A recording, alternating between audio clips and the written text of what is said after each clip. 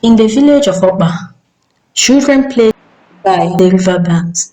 Elders sat under large bamboo trees, recounting the histories of their forebears, and the marketplace thrived with traders selling yams, spices, and colorful fabrics. But amidst this close-knit community lived a man everyone avoided, Amadiegwu, the outcast. No one quite remembered how Amadiegwu came to become such an outcast. Some said he was cursed from birth. Others whispered that it was his misfortune to be born in a season when the rains failed, and his presence was forever blamed for calamities. Whatever the reason, no family dared to associate with him, let alone allow their daughters to marry him. Each proposal he made was met with rejection, and every year he became more of a ghost, a man who walked among the living, but lived as though he were already dead. Yet, in spite of this, Amadiegwu never complained. He kept to himself, worked quietly on his farm, and vanished into the background. Even the elders, who were quick to condemn any wrongdoers, had long since forgotten to speak about him. For Amadiegwu caused no trouble and demanded nothing from the community. He simply was.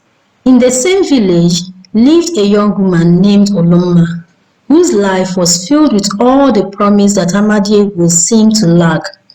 Oloma was the daughter of a respected farmer, Okeke, but her position in the family was tenuous. Her mother had died years ago, and her father, now remarried, was controlled by his new wife, Onukube.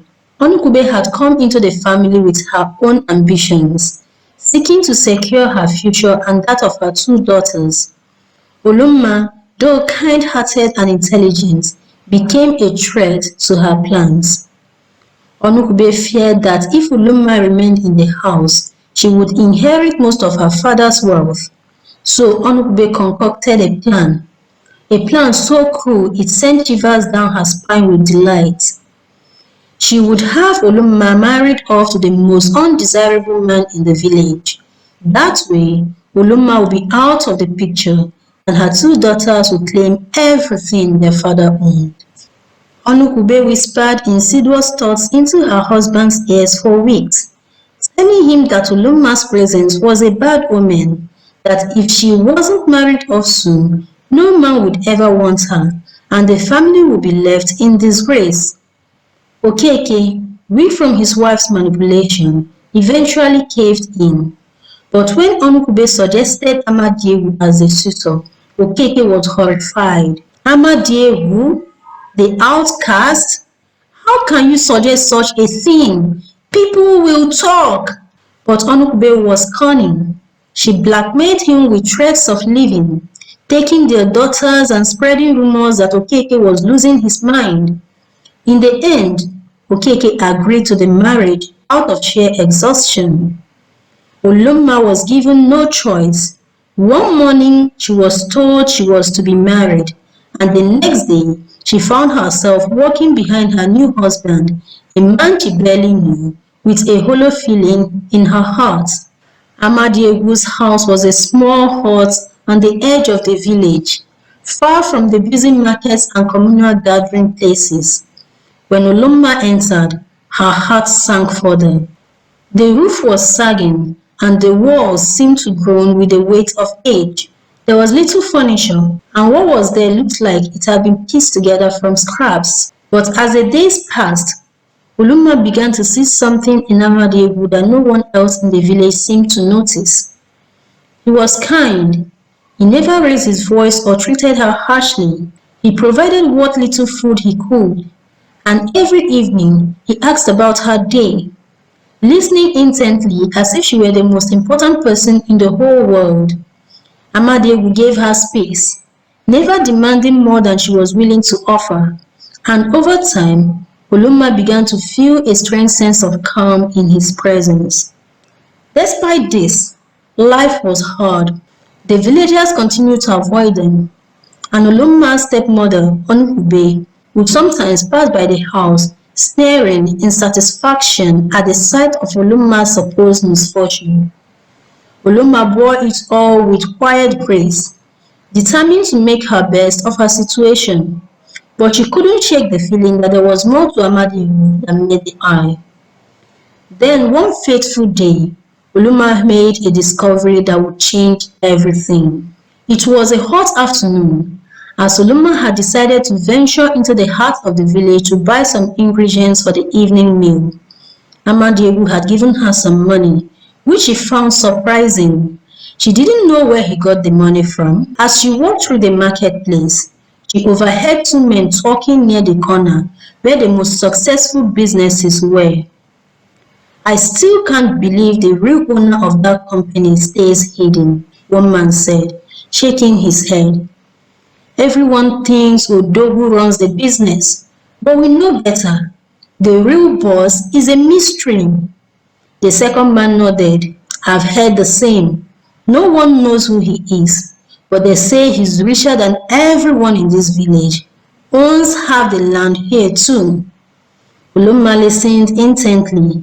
She'd heard of Odogwu, the man who owned the largest palm oil business in the region. His wealth was legendary, but the idea that someone else secretly controlled the business was astonishing. Later that night, as she sat with Amadiegwu in their small hut, something in her couldn't stay silent. "I heard something strange today," she began, glancing at him. "They say the real owner of Odogwu's business is hidden. Do you know anything about that?" To her surprise, Amadiegwu smiled, a small, knowing smile. He didn't answer immediately, but after a moment he stood up and walked to the far corner of the room. From beneath a loose floorboard, he pulled out a small chest and placed it before her. Oloma's heart raced as Amadiegwu opened the chest to reveal a stack of documents, deeds to land, business contracts, and banknotes. Her eyes widened. "I am the owner," Amadiegwu said softly. "I have been for many years. Odogwu is a trusted friend who helps me manage things, but I prefer to stay in the shadows. The less people know about me, the better. They see what they want to see. A poor, cursed man. It keeps them away." Uloma was speechless. The man whom everybody had rejected, the man whom she had been forced to marry out of spite, was one of the wealthiest individuals in the entire region. But why had he hidden this? She wondered. "I didn't want wealth to define me," Amadiegwu continued, as if reading her thoughts. "I've seen how it changes people, how greed can turn even the kindest hearts cold. My family fell apart because of this, and my relationships then were mostly superficial with people coming just for the wealth. So I wanted to live simply, without the complications that come with riches. Of course, many won't approve, but I always knew that someday I would share this with someone who saw me for who I really am, not what I own." Tears welled in Uluma's eyes. For the first time, she understood the depth of Amadiegwu's loneliness, the reason he had kept his fortune hidden, and in that moment, she realized that she had come to care for him deeply, not because of his wealth, but because of the man he was, kind, patient, and wise. The weeks that followed were a whirlwind of change. Amadiegwu, at Oluma's insistence, began to reveal his true self to a few trusted individuals. Word soon spread, and the villagers, once so quick to scorn him, now looked at him with awe. Families that had once turned him away began seeking his favor, hoping to secure business deals or marry their daughters into his newfound status. But Amadiegwu and Olumma remained unaffected by the sudden attention. They chose to live quietly in a modest house. Amadiegwu remodeled the house, changed the roof, and straightened the walls. They invested in the village, improving the lives of others, and soon the stigma that had once surrounded Amadiegwu faded into nothingness. When Onukube learned the truth, she was consumed with envy and regret.